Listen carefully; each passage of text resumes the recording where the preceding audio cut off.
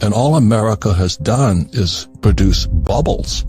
So we have a bubble in real estate, bubble in stocks, bubble in bonds. Everybody's happy. They think they're getting rich today. And I've never seen it so frightening. So this is going to be the biggest bubble in world history that's going to bust. I think America's going into the next depression. We're at war with Russia. Biden is going hat in hand to Venezuela and to Iran to try and get oil, but he cuts off U.S. oil. I make more money, but America is going to go broke.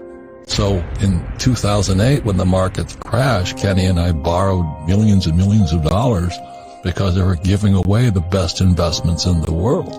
Power is the ability to do. So there's different kinds of power and things like this, but the biggest power is the power to change internally. And I've finally realized people don't have that power. They're going to keep going down the suicide cliff no matter what. What's going on in the world today? I think you'd better step up your education, because I think we're in serious financial trouble right now. We're in serious, the repo market collapsed again, which it did in 2008. And everybody, I meet people and say, well, I'm just going to get into real estate. I'm going, now? Where were you 10 years ago when everything was moving up at high rates of speed? We had dinner a couple of nights ago. This person says, yeah, I'm going to get a real estate license. I said, now? I'm then going, where the heck are these people? The Fed's going to raise rates. We're at war with Russia. What the heck are you guys thinking? When I met Ken McElroy after Rich Dad, Poor Dad, back then, people were, this is in the 2008, the repo market collapsed, Lehman went down. I'm on CNN telling Wolf Blitzer Lehman's going down because I study all this stuff.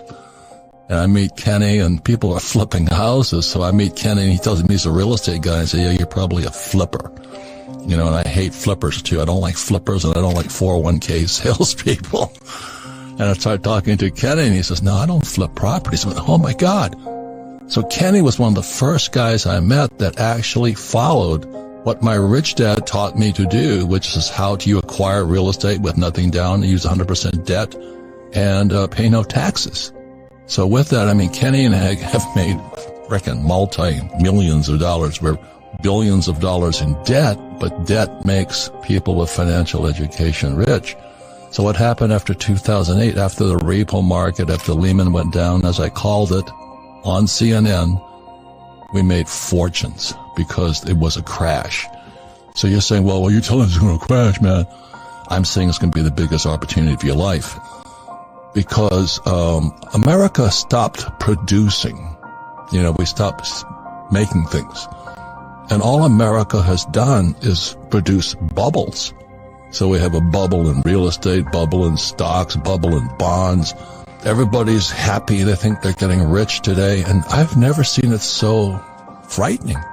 Now, on the other side of the coin, as Kenny knows, Ken McElroy, he and I know, is after 2008, we just borrowed our asses off and bought real estate as it crashed.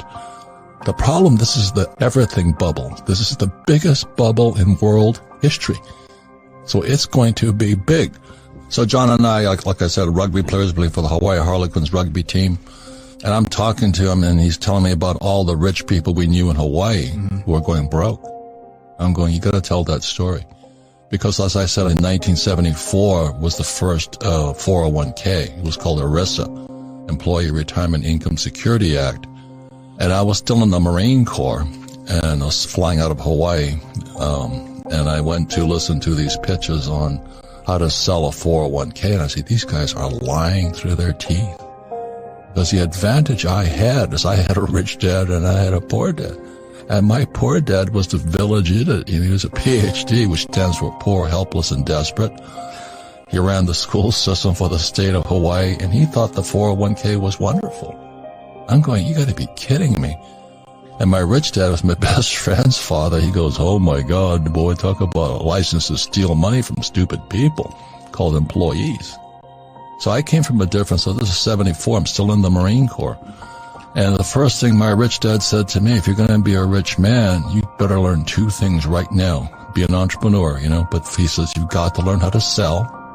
And secondly, you've got to know real estate. Because real estate is debt and taxes. And that's, what do you mean debt and taxes? So in 1974, I took my first real estate course and opened my eyes up, because you don't need money to buy real estate and you pay no taxes on top of it. Just before I get out of the Marine Corps, I got a job with Xerox, learned how to sell. So I got sales, and then I understood real estate. So why am I a rich man today? Because I took 2 courses, learn how to sell and learn about real estate. And my poor dad, the PhD, says, go back to school, get your MBA and get your PhD. I'm going, then I'd wind up like you, a poor, highly educated man with a 401k. Because we were the first generation with a 401k. The 401k came in, I think, in 1974. And we're going, oh, Jesus is going to save us. They're going to give us a pension. But in my opinion, it was one of the biggest screw jobs ever, because you're putting people who know nothing about investing, and they're now counting on Wall Street to keep them alive into their late years. So here's this book. It's written by Ted Siddell, and he makes his fortune suing pension funds. We're going into a depression, possibly a depression. And as John talks about it, people have no money. So when our buddy Joe Biden took off the Keystone XL pipeline, inflation went through the roof. That wipes out the poor because they can't afford to eat. Because oil, I'm an oil guy. I went to school to work for Standard Oil. When the price of oil goes up, fertilizer goes up. Fertilizer goes up, food goes up. So if you have a 401k, like I'd say, you drop back and punt on first down. You know what I mean? Because we're not going to tell you what to do, but maybe you'll find out why you should make changes. Because the good news is that's when you get really rich. That's like if Neiman Marcus was having a sale on Louis Vuitton, every consumer would be lined up there. But I was talking to this woman the other night. She says, oh, I finally got it. I'm going to get my real estate license and start flipping real estate. And I said, this is not the time. Oh, no, I'm going to quit my job. I'm going, you got to be kidding me. But that's how stupid people are. So this is going to be the biggest bubble in world history that's going to bust. I think America's going into the next depression. We're at war with Russia. Biden is going hat in hand to Venezuela and to Iran to try and get oil, but he cuts off U.S. oil. Now, that's good news for me because I sell oil. We had Mike Maselli here this weekend, and oil went from $30 a barrel to $130 a barrel. I make more money, but America is going to go broke. So in 2008, when the market crashed, Kenny and I borrowed millions and millions of dollars because they were giving away the best investments in the world. And it's going to come again, but this time I think it's going to be more pain than last time. And it's really interesting because being an entrepreneur, one of the first things my rich dad taught me, he says, if you're going to be an entrepreneur, the purpose of a business is to buy real estate. And people go, what? No, it's supposed to... No, you buy real estate with it. And the average person has never heard that. And I use debt and I pay no taxes. And then what most people don't know is that in 1971 is that Nixon took the dollar off the gold standard. So the dollar became debt. They could print it. And they had to raise taxes to collect the money back. And again, the problem is power is the ability to change. And that's really the sad part. It's like we had Dr. Nicole, and she can tell them about diet and exercise, but people don't have the discipline to change. This weekend, I was really, really kind of disturbed by a couple of people who've been with me for years. They haven't done anything different with me. For 17 years, they do the same old thing. They cannot change, but they're smart people. They just cannot change. Like I was talking to people I've known for years. How much gold have you bought? None. How much silver you bought? None. How much real estate have you done? But we read your book. Yeah. And I go nuts. That means there's something really effed up inside of you. You have a definite block to be poor.